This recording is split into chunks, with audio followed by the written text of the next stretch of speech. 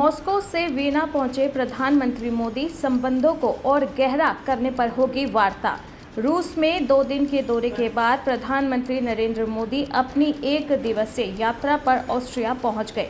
Airport पर Austria के विदेश मंत्री अलेक्जेंडर शेलबर्ग ने मोदी का स्वागत किया। पीएम मोदी की इस यात्रा के दौरान दोनों देश अपने द्विपक्षीय संबंधों को और गहरा करने पर तथा कई भू राजनीतिक चुनौतियों पर करीबी सहयोग के रास्ते तलाशेंगे। पीएम मोदी का वियना का ये दौरा बेहद खास है। दरअसल 41 साल से अधिक समय में मध्य यूरोपीय राष्ट्र ऑस्ट्रिया की यात्रा करने वाले नरेंद्र मोदी ऐसे दूसरे प्रधानमंत्री हैं। इससे पहले 1983 में इंदिरा गांधी ने ऑस्ट्रिया वियना का दौरा किया था। इस यात्रा में प्रधानमंत्री मोदी के साथ विदेश मंत्री जयशंकर भी गए हैं। ऑस्ट्रिया पहुंचने के बाद पीएम ने इस संबंध में ट्वीट भी किया। उन्होंने लिखा कि ऑस्ट्रिया की यात्रा विशेष है। हमारे देश साझा मूल्य और एक बेहतर ग्रह के प्रति प्रतिबद्धता से जुड़े हुए हैं। चांसलर कार्ल नेहमर के साथ वार्ता और भारतीय समुदाय के साथ बातचीत सहित ऑस्ट्रिया में विभिन्न कार्यक्रमों की प्रतीक्षा कर रहा हूं। उन्नाव एक्सप्रेसवे पर स्लीपर बस की टैंकर से हुई भिड़ंत, 2 महिलाओं और एक बच्चे सहित 18 की मौत, 19 घायल। उन्नाव जिले में बुधवार सुबह दर्दनाक सड़क हादसे में बस और दूध टैंकर की भिड़ंत हो गई। जानकारी के अनुसार लखनऊ आगरा एक्सप्रेसवे पर बिहार के शिवगढ़ से दिल्ली जा रही स्लीपर बस बेटा मुजफ्फर थाना क्षेत्र में हवाई पट्टी पर टैंकर से भिड़ गई।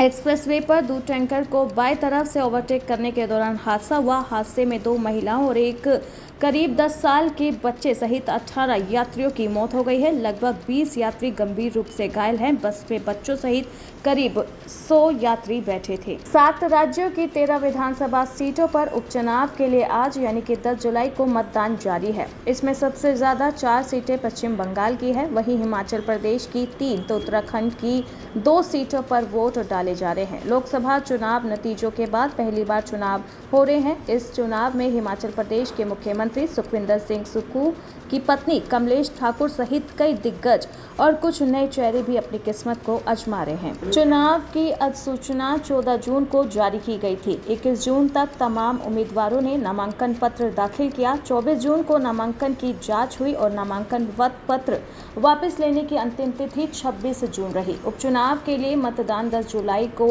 हो रहा है और मतों की गिनती 13 जुलाई को होगी।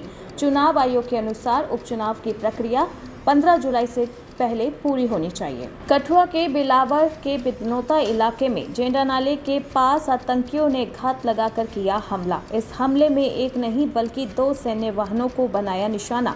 ये दोनों वाहन करीब 200 मीटर की दूरी पर चल रहे थे।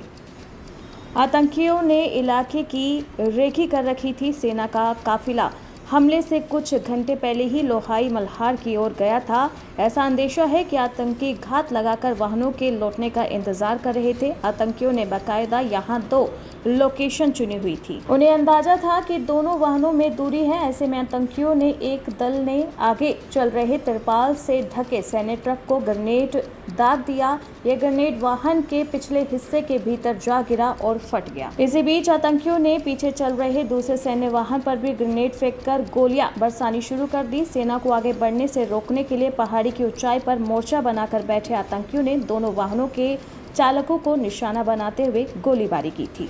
ये हमला ठीक उसी तरह से था जिस तरह से आतंकियों ने शिवखोड़ी से लौट रहे श्रद्धालुओं की बस पर और पूंछ में हुए एयरफोर्स के वाहन पर किया था। टीम इंडिया के मुख्य कोच बने गंभीर तो सोशल मीडिया पर लगा बधाइयों का तांता। केकेआर से लेकर भज्जी तक ने दी बधाई। भारत के पूर्व सलामी बल्लेबाज और कोलकाता नाइट राइडर को इस साल अपने मैट्रिक में चैंपियन बनाने वाले गौतम गंभीर को बीसीसीआई ने टीम इंडिया का मुख्य कोच नियुक्त किया है। गंभीर के कोच बनते ही सोशल मीडिया पर उन्हें हर कोई बधाई संदेश दे रहे हैं। राहुल द्रविड़ की जगह लेंगे, जो हाल ही में टीम इंडिया को T20 चैंपियन बनाने के बाद पद से हट गए हैं। अब गंभीर को इस लेगेसी को आगे बढ़ाने की जिम्मेदारी होगी। सोशल मीडिया पर उनके पूर्व साथी खिलाड़ियों से लेकर उनके पूर्व फ्रेंचाइजी ने भी उन्हें बधाई दी है। पंजाब में भाजपा के 4 नेताओं को मिली धमकी। चंडीगढ़ कार्यालय पहुंची चिट्ठी जिसमें लिखा था, भाजपा छोड़ो नहीं तो दुनिया से उठा देंगे। पंजाब में आए दिन सरेआम लोगों पर जानलेवा हमला और नेताओं को जान से मारने की धमकी दी जा रही है। नया मामला पंजाब भाजपा के 4 बड़े नेताओं को जान से मारने की धमकी से जुड़ा है।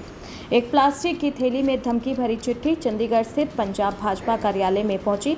इस चिट्ठी में भाजपा के राष्ट्रीय महासचिव का नाम लिखा हुआ था। भाजपा सिख समन्वय समिति व राष्ट्रीय रेलवे कमेटी के सदस्य का नाम, भाजपा महासचिव परमिंदर बराड़ को जान से मारने की धमकी दी गई है। इसके अलावा इसमें भाजपा के प्रदेश संगठन महासचिव का नाम भी है। चिट्ठी में लिखा है, भाजपा छोड़ो नहीं तो तुम्हें दुनिया से उठा देंगे। नाटो सम्मेलन में बाइडेन ने की यूक्रेन को हवाई रक्षा उपकरण देने की घोषणा, कहा रूस युद्ध में विफल हो रहा है। राष्ट्रपति बाइडेन ने रूस पर अपनी नाराजगी व्यक्त की। उन्होंने रूसी राष्ट्रपति पुतिन पर निशाना साधा। बाइडेन ने कहा कि रूस के राष्ट्रपति यूक्रेन को नष्ट करना चाहते हैं, वे इस देश को नक्शे से हटाना चाहते हैं। अमेरिका में नॉर्थ अटलांटिक शिखर सम्मेलन शुरू हो गया। इस सम्मेलन में अमेरिकी राष्ट्रपति जो बाइडेन ने यूक्रेन की सहायता के लिए एक नई घोषणा की। रूस यूक्रेन के संघर्ष के बीच उन्होंने यूक्रेन को हवाई रक्षा उपकरण दान में देने की घोषणा करते हुए कहा कि रूस इस युद्ध में विफल हो रहा है। नाटो शिखर सम्मेलन के 75वीं वर्षगांठ के मौके पर राष्ट्रपति बाइडेन ने बताया कि अमेरिका, जर्मनी, नीदरलैंड, रोमानिया और इटली यूक्रेन को 5 अतिरिक्त रणनीतिक वायु रक्षा प्रणालियों के लिए उपकरण प्रदान करेंगे। हाथरस हादसे पर बड़ी खबर, बाबा ने नहीं दिया एसआईटी के किसी भी नोटिस का कोई जवाब। रिपोर्ट पर भी खड़े हुए कई बड़े सवाल। हाथरस हादसे की जांच कर रही एसआईटी ने भोले बाबा उर्फ सूरजपाल को नोटिस भेजकर बयान दर्ज करने के लिए कहा था, लेकिन ना तो उन्होंने नोटिस का कोई जवाब दिया और ना अपना बयान दर्ज कराया। इस अनौपचारिक बातचीत में एसआईटी में शामिल अधिकारियों ने स्वीकार किया है कि एसआईटी ने 132 लोगों की सूची तैयार की थी। इसमें बाबा का नाम भी शामिल था। डीएम एवं एसपी ने जारी नोटिस देकर सूचना भिजवाई गई थी। हालांकि उनके अधिवक्ता एपी सिंह जरूर पहुंचे और कहा कि बाबा को जब चाहें तब बुलाएं, लेकिन बाबा अभी भी बयान देने सामने नहीं आ रहे हैं। यूपी में बीते 2 दिनों से मानसून ठहर गया था।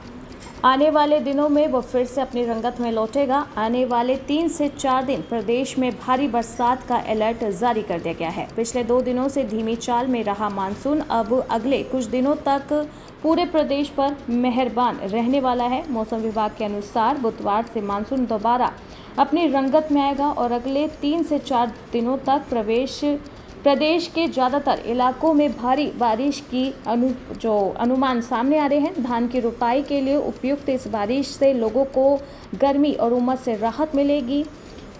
रामपुर व सोनभद्र जिले में 17 मिलीमीटर, गोरखपुर में 60 मिलीमीटर और बरेली में 50 मिलीमीटर बारिश दर्ज की जा सकती है। वरिष्ठ मौसम वैज्ञानिक अतुल कुमार सिंह के मुताबिक मानसून टर्फ के उत्तर की ओर अपनी सामान्य स्थिति पर खिसकने की वजह से बारिश की तीव्रता व क्षेत्रफल में बढ़ोतरी के संकेत कर सकता है। बॉलीवुड एक्ट्रेस जैकलीन फर्नांडिस एक बार फिर से सुर्खियों में आ गई है। मनी लॉन्ड्रिंग केस में ईडी ने उन्हें फिर से तलब किया है। जैकलीन फर्नांडिस एक बार फिर से सुर्खियों में आ गई। दरअसल प्रवर्तन निदेशालय ने कथित ठग सुकेश चंद्रशेखर से जुड़े मनी लॉन्ड्रिंग के मामले में आज उन्हें फिर से पूछताछ के लिए तलब किया है।